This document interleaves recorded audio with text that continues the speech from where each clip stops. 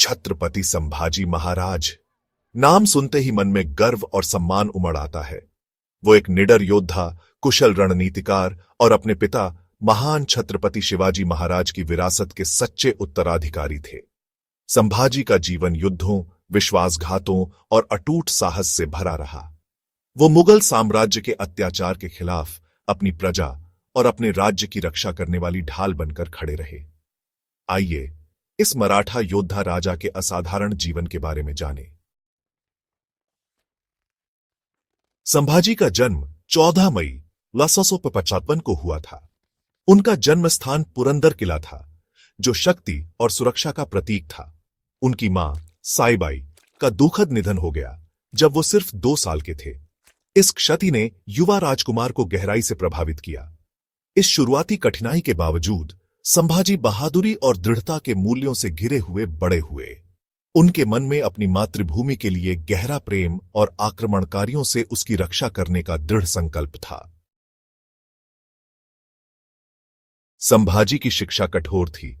वो संस्कृत, फारसी और पुर्तगाली सहित कई भाषाओं में निपुण हो गए।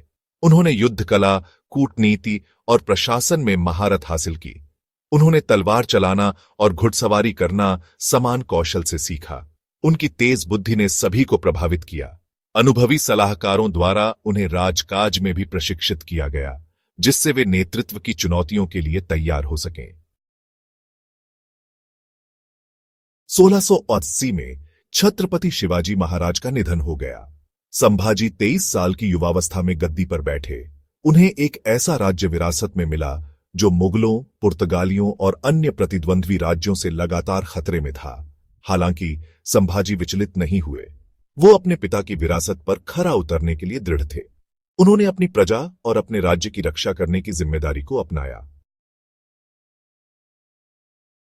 संभाजी का शासनकाल निरंतर युद्धों से भरा रहा। उन्होंने मुगलों के खिलाफ छोटे बड़े 140 से ज्यादा युद्ध लड़े।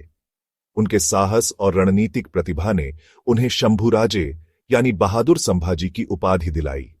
उनकी सबसे उल्लेखनीय जीतों में से एक बुरहानपुर की घेराबंदी थी। इस युद्ध में उन्होंने मुगल सेना को चतुराई से हराया और बड़ी मात्रा में धन और गोला बारूद हासिल किया। इस जीत ने एक दुर्जय योद्धा राजा के रूप में उनकी छवि को मजबूत किया। संभाजी की सैन्य रणनीतियां अपने समय से आगे थीं। वो बड़ी और बेहतर हथियारों से लैस मुगल सेना के खिलाफ छापामार युद्ध के महत्व को समझते थे। उन्होंने दक्कन के पठार के इलाके का अपने फायदे के लिए इस्तेमाल किया, अचानक हमले किए और पहाड़ियों में गायब हो गए। उन्होंने तटीय क्षेत्रों की रक्षा के लिए एक मजबूत नौसेना भी बनाए रखी।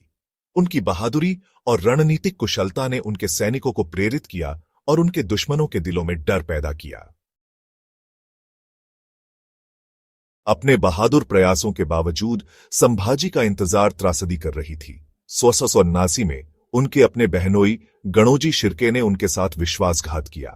शिर्के सत्ता और धन के मुगल वादों से लालच में आकर मुगल सेना को संभाजी का स्थान बता दिया। इस विश्वासघात के कारण संगमेश्वर में संभाजी को पकड़ लिया गया, जहां मुगल सेना ने उन्हें घेर लिया। उन्होंने बहादुरी से लड़ाई लड़ी, लेकिन अंततः उन्हें पकड़ लिया गया और बंदी बना लिया। मुगल बादशाह औरंगजेब संभाजी को एक बड़ा खतरा मानता था। उसने मराठा राजा के लिए क्रूर फांसी का आदेश दिया। संभाजी को हफ्तों तक अकल्पनीय यातनाएं दी गईं। उनका मजाक उड़ाया गया, अपमानित किया गया और उन्हें अपना राज्य छोड़कर इस्लाम कबूल करने के लिए कहा गया। लेकिन संभाजी ने झुकने से इनकार कर दिया। वो अपनी आखिरी सांस तक अडिग रहे। 11 मार्च 1679 को उनकी बेरहमी से हत्या कर दी गई। उनके शरीर के अंगों को भीमा नदी के किनारे प्रदर्शित किया गया। छत्रपति संभाजी महाराज का जीवन दुखद रूप से छोटा रहा, लेकिन उनकी विरासत लाखों लोगों को प्रेरित करती रहती है। उनका अटूट साहस, सैन्य प्रतिभा और अपनी प्रजा के प्रति समर्पण पौराणिक हो गए हैं। उन्होंने हमें दिखाया कि सच्चा नेतृत्व अपनी प्रजा की सेवा करने और उन्हें सभी खतरों से बचाने में है।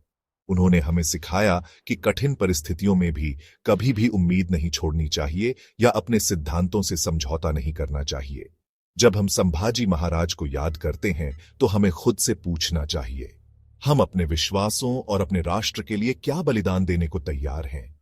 हम अपने जीवन में उनके साहस और दृढ़ संकल्प को कैसे अपना सकते हैं?